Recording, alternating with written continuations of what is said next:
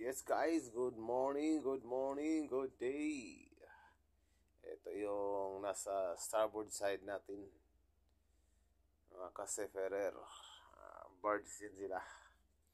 Karga nila coal. Gaya din sa kanila is baliktad. Kumukuha sila ng doon sa foreign vessel ng coal, dinidiskarga nila dyan. Sa pa sila umaangkat ng coal sa ibang bansa.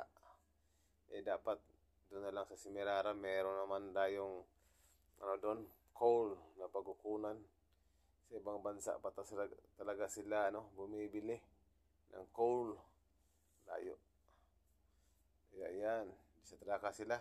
Tapos lang nila mag-discharging. Yan, 2 tugboat ang mag-assist. Medyo malaki-laki ang barge na ito. Diyan lang naman sila din sa unahan, sa pupa nila. Yan ang tugboat na isa na. Nag-assist na. 2 sila. Yan. Yan, thank you guys. Ingat mga ka-seafarer. Ingat sa trabaho.